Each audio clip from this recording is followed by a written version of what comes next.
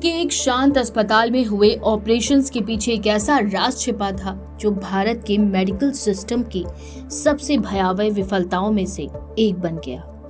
नरेंद्र विक्रमादित्य यादव उर्फ N John cam, एक ऐसा नाम जो कभी मेडिकल सर्किट में ब्रिटिश ट्रेन कार्डियोलॉजिस्ट के रूप में प्रचारित हुआ, अब वही नाम मौत, धोखा और जालसाजी का प्रतीक बन चुका है। 3 दशक तक वह डॉक्टरों की भीड़ में एक प्रतिष्ठित चेहरा बनकर घूमता रहा, सर्जरी करता रहा, लेक्चर देता रहा, मेडिकल कॉन्फ्रेंस में शामिल होता रहा। पर अब जब पर्दे खुलनी शुरू हुई तो सामने आया कि ना उसके पास मान्य MBBS की डिग्री थी, ना भारत में कोई कानूनी रजिस्ट्रेशन। फिर सवाल उठा, आखिर इतने सालों तक ये सिस्टम सोता कैसे रहा?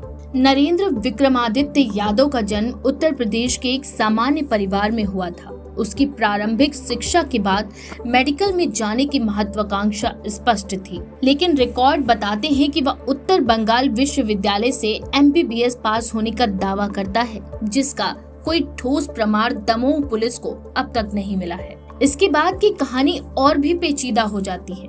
वो दावा करता है कि 2001 में लंदन के सेंट जॉर्ज हॉस्पिटल से MRCP किया और इंटरवेंशनल कार्डियोलॉजी में डॉक्टर ए जॉन कैम के साथ काम किया। लेकिन जब इस कथित ट्रेनिंग और डिग्रियों की जांच शुरू हुई तो कोई पंजीकृत प्रमाण पत्र सामने नहीं आया। एक पुलिस अधिकारी ने नाम न छापने की शर्त पर बताया, ये शातिर शख्स पूरी तरह एक वैकल्पिक पहचान में जी रहा था। उसका पासपोर्ट, उसके प्रमाण पत्र, उसकी मेडिकल प्रोफाइल, सब कुछ जाली लग रहा था। और यही सबसे खतरनाक बात है। नरेंद्र का सबसे सनसनीखेज दावा ये रहा है कि उसने कहा कि मैंने 30 वर्षों में 15,000 जटिल एंजियोप्लास्टी की है। ये संख्या सुनकर कोई भी चौंक सकता है, पर जब वास्तविक रिकॉर्ड खंगाले गए तो सामने आए कि ना तो कहीं रजिस्ट्रेशन है, ना ही अधिकतर मामलों में उस पर विश्वास करने योग्य कोई भी डेटा मौजूद है। हालांकि कुछ निजी अस्पतालों ने माना कि उसने यहाँ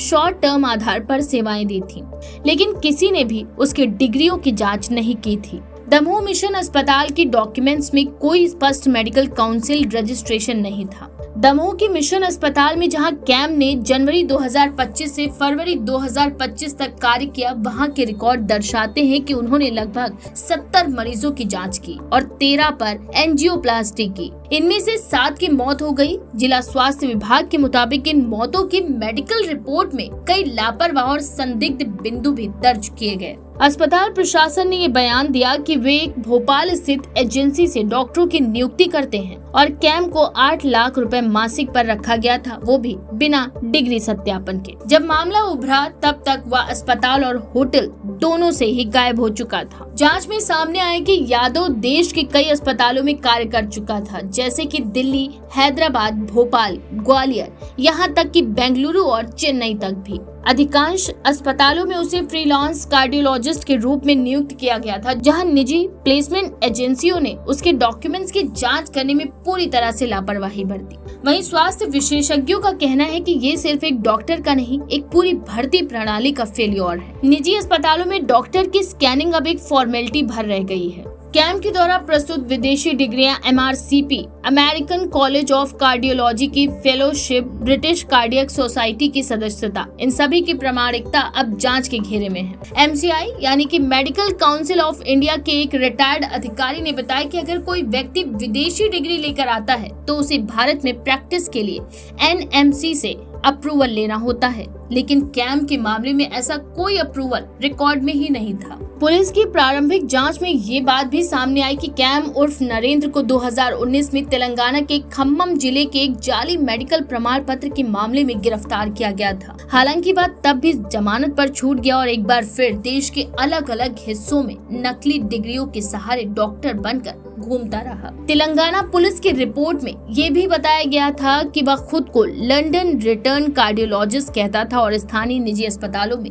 मुफ्त सेमिनार लेकर खुद को स्थापित करता था। ये रणनीति उसने दमोह में भी अपनाई। दमोह की अंजलि राठौर, जिनके पिता को कैम ने एंजियोप्लास्टी की सलाह दी थी, बताती हैं कि डॉक्टर ने कहा कि सर्जरी जरूरी है, लेकिन ऑपरेशन के कुछ घंटों बाद ही उसके पापा की हालत बिगड़ गई और अगले दिन उनका निधन हो गया। ऐसे और भी कई मामले सामने आए हैं जहां परिजन अब ये कह रहे हैं कि उन्हें डॉक्टर की योग्यता पर संदेह तो था, पर अस्पताल के भरोसे वो चुप रहे। अब वो खुद को ठगा हुआ सा महसूस करते और अपराध का शिकार मानते हैं।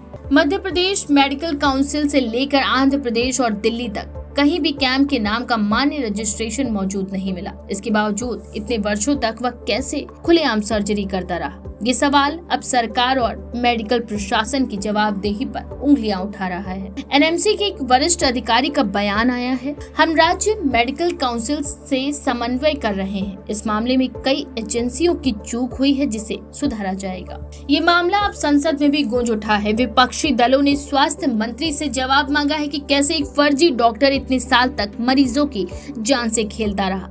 वहीं लोकसभा में AIMIM सांसद ने मांग की कि देश भर के मेडिकल संस्थानों में कार्यरत डॉक्टरों की तत्काल पृष्ठभूमि जांच हो और दोषियों को कठोर सजा मिले। कांग्रेस और आम आदमी पार्टी ने भी निजी मेडिकल एजेंसियों की भूमिका पर संसदीय जांच की मांग की है। एन जॉन कैम का नाम अब एक चेतावनी है, एक ऐसा केस स्टडी जो आने वाले वर्षों में भारत के मेडिकल इतिहास की सबसे बड़ी शर्मनाक घटनाओं में गिना जाएगा। आप इस बारे में क्या सोचते हैं? अपनी राय हमें कमेंट बॉक्स में जरूर लिखें।